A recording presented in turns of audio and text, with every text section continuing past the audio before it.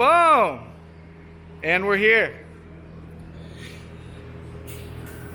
DAing a bunch of parts, doing a bunch of prep here on the table, blasting through all this Jag 10 abrasive product. It is mayhem. We cleaned up, but we made a mess real quick again. Kevin's getting some 360 welds going down before we put the B-hoop in, which is right there that I just prepped up. We're cleaning all of our tubes inside and out to make sure that the welds turn out looking like this. I don't know if it's going to adjust or not. Maybe I'm a little too close. Wow, wow,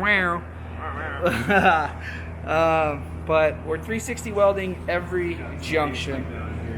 Oh, everything's getting fully welded prior to the next tube going in for safety, fit, form, and function. Watch your head there, brother. Watch your head there, eh? A little tight fit in there. The new addition. It's a tight fit, but she'll make it. We're just still figuring out if this thing's gonna come off the table without having to cut up some fixturing. But I think we got it. We talked about the back half, I believe, on the last episode. We got the bump can mounts in and a lot of the laces for the rear structure. B pillars are in, A pillars are in intact. We're gonna do the B hoop first. The spread here needs to come out a tiny bit, like 3/16 of an inch, if that. Yesterday I machined all of our spacers for the front spread on the upper J arms. That's what fell out and made a loud noise earlier. We still got a lot of prep tubes to do. We got all of our other sections organized over here and all that good jazz. Spacers for our upper J arms, which Kevin's gonna weld some weld washers on and then get rolling on that. This morning I tacked up these braces for the rear section of the frame.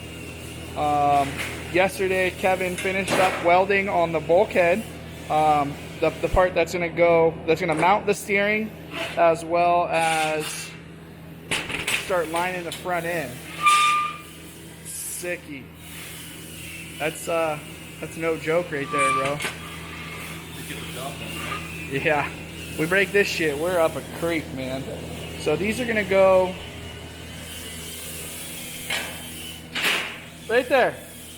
Look at that, Kev. Holy shit. Holy shit. Gonna need to roll forward a tiny bit, but The corner, yeah, rounding out the corner, it'll be good. no big deal. So that's where we're at. We're continuing to plug away on this thing daily. All of our fixturing's clamped. Look at how tight all this is. For having this tube that Cal West Manufacturing did, and putting a bend in it at the top and then rolling it to contour the cab of the bug body and then land where it needed to land was pretty freaking gnarly. We were talking over it late last night on how we're gonna get this Pyrotech fuel cell in here and make it to where we can almost swing the whole thing up if we need to get it out. We're still debating on that, or if we just take the whole thing and lift it up this way instead of swinging it forward.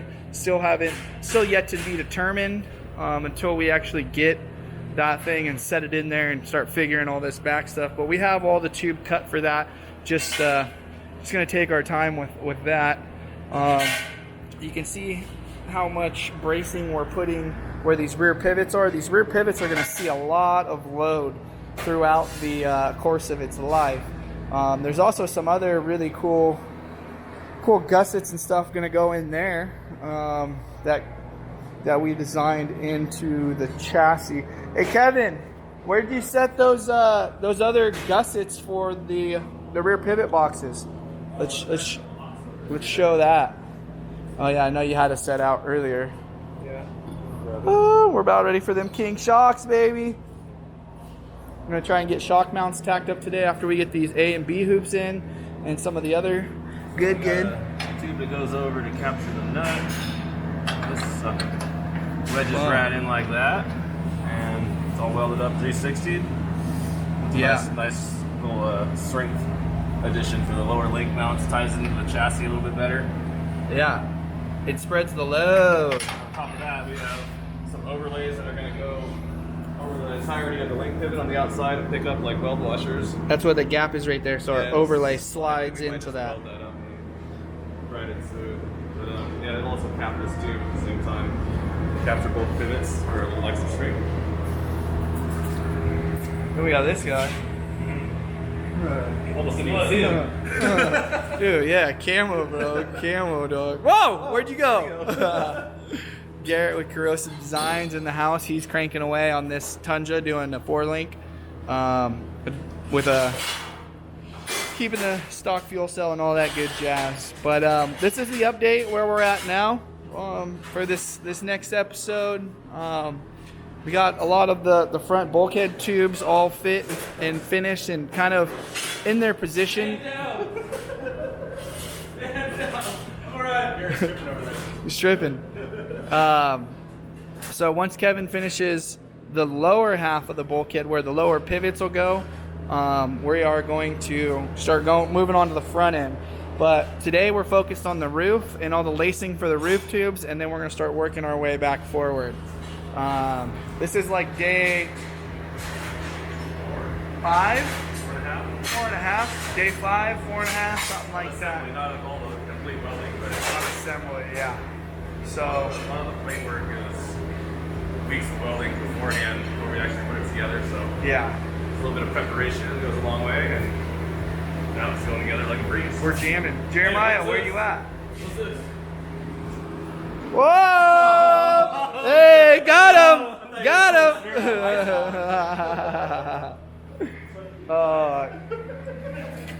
Shout out to Baja Jerky for the care package of jerky.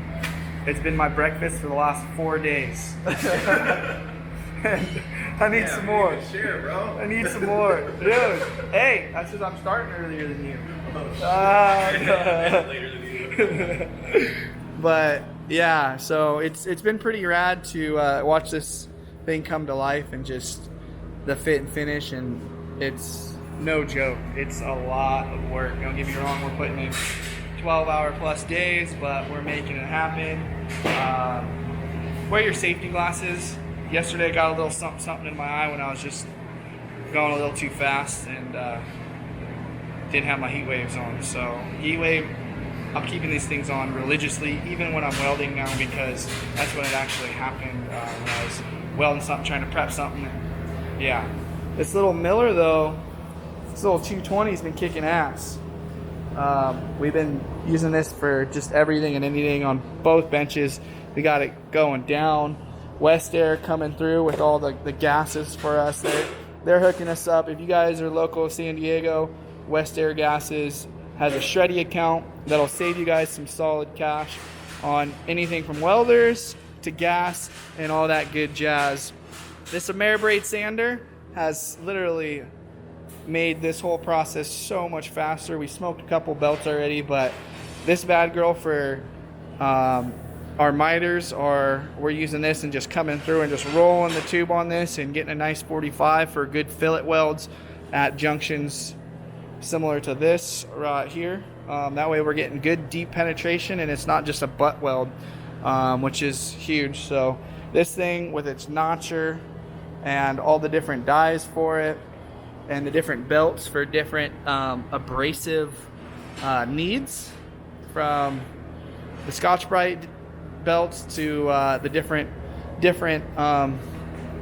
grits on everything there's really came in handy. So we're gonna get back to it. That's our update. That's this episode. Hopefully you guys are enjoying the process, seeing the stages and the waves through it all. I'm gonna get back to prepping some parts and get ready to fit this B-hoop in. So much love to everyone. Again, if you got anything to say, throw it out there. Comment on this, like on it, subscribe. That's what helps us keep these wheels turning, and we appreciate you tuning in. Shreddy's got a bunch of new sick gear, so check that out on the site, shreddylife.com.